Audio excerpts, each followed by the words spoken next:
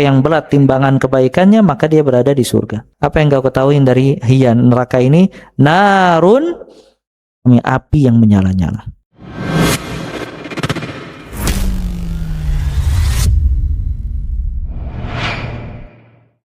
Yang kedua, orang kafir dan musyrik masuk ke dalam api neraka, kekal di dalamnya. Orang kafir dan musyrik, tambahin lagi munafik. Orang kafir, musyrik, dan munafik. Munafik, nifaq, i'tiqad. Munafik, keyakinan. Jadi orang kafir, orang musyrik, orang munafik, dia masuk ke dalam api neraka, kekal di dalamnya. Kata Allah Azza wa Jal, Inna Allah la yaghfiru ayyushraka bihi wa yaghfiru ma duna dzalika liman yasha. Sesungguhnya Allah tidak mengampuni orang yang berbuat syirik kepadanya, namun Allah mengampuni dosa selain syirik. Ayat mahruf. Sampai sebagian ulama mengatakan kalau ini termasuk ayat yang memberikan harapan besar di akhirat. Harapan besar bagi seorang hamba. Karena semua dosa diampuni kecuali satu dosa. Dosa apa? Syirik.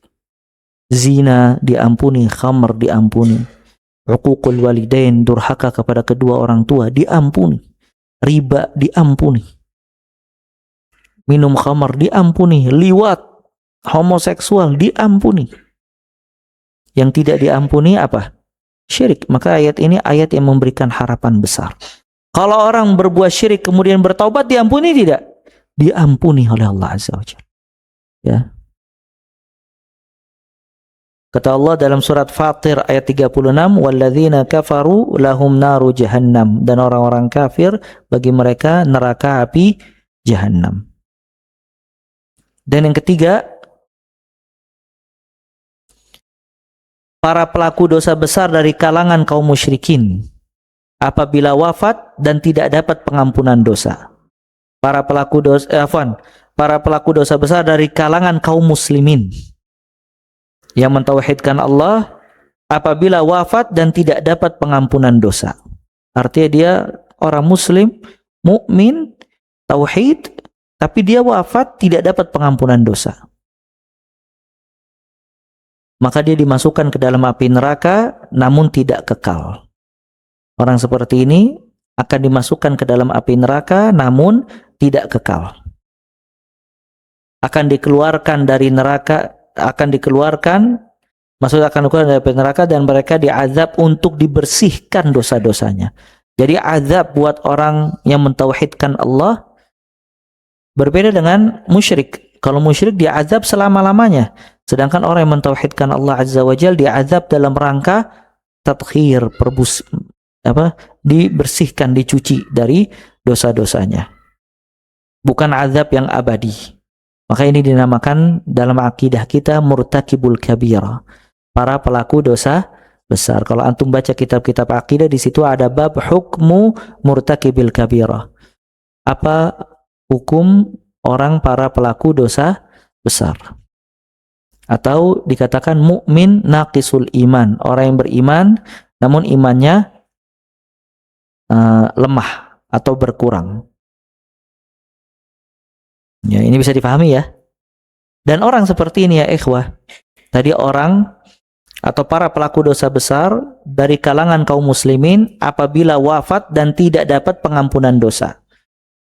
Yang seperti ini dalam 3 keadaan. Ya, tadi kita poinnya dia walaupun masuk neraka tidak kekal. Cuman orang yang seperti ini dalam 3 keadaan. Masih ada keadaan-keadaan lagi. Yang pertama, kebaikannya lebih berat dari keburukannya. Kebaikannya lebih berat dari keburukannya. Ini gimana kalau kebaikannya lebih berat dari keburukannya? Selamat gak? Selamat, ya.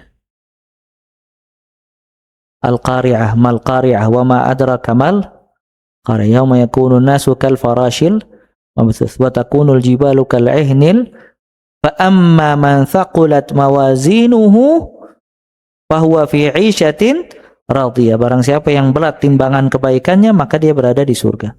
Wa amma man khaffat mawazinuhu fa ummuhu hawiyah, maka tempat kembalinya neraka hawiyah. Wa ma adraka ma hiya, apa yang kau ketahui dari hiyan neraka ini? Narun, api yang menyala-nyala. Nah, jadi kalau kebaikannya masih berat dibandingkan keburukannya, maka dia selamat. Dia pelaku dosa besar, zina dan yang lainnya. Cuman ternyata subhanallah kebaikannya lebih besar dibandingkan keburukannya, maka dia tetap selamat. Nah, kalau ada pertanyaan, apa kebaikan yang paling besar yang bisa menyelamatkan dia di akhirat? Apa, ikhwah? Kebaikan apa? Salat, birrul walidain atau apa? Tauhid.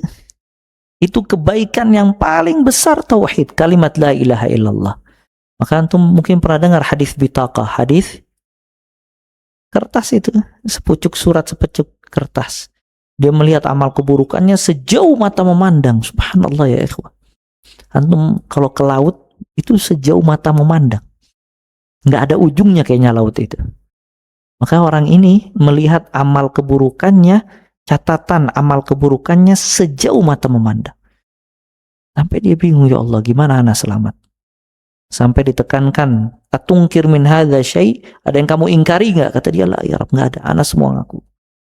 Maka kata batil hafizun, apakah menzalimi kamu para malaikatku yang mencatat keburukan ini? Kata dia, la ya Rabb. Enggak. Maka subhanallah Allah mengeluarkan bitaqah, dan ini terkenal dengan hadis bitaqah, hadis yang menunjukkan besarnya kalimat tauhid yang diucapkan sama seorang hamba. Itu keluar dalamnya, asyhadu an la ilaha illallah, aku bersaksi tiada Tuhan yang berhak disembah melainkan Allah. Kata dia, ma hadhil bitaqah, ya Allah apa fungsinya kertas ini dibandingkan amal keburukan sejauh mata memandang? Kata Allah, innaka la tuzlam, pada hari ini engkau tidak akan dizalimi. Subhanallah, ditimbang itu ya, satu helai kertas la ilaha illallah, dan ditaruh semua amal keburukan sejauh mata memandang di dalam satu timbangan yang lain. Subhanallah, lebih berat la ilaha illallah hingga hilang semua amal keburukan itu. Dia diselamatkan oleh Allah cuma dengan kalimat la ilaha illallah.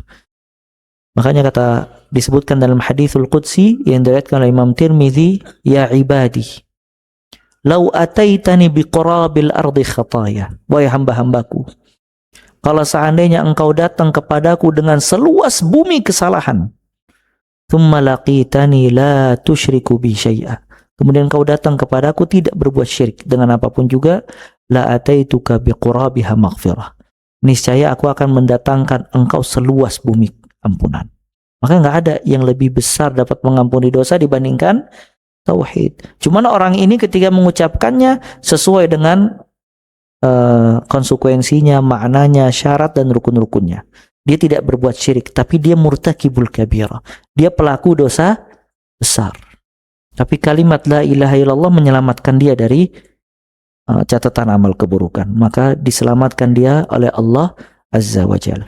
Yang keadaan yang kedua, yang sama antara kebaikan dan keburukan. Sama dia antara kebaikan dengan keburukannya.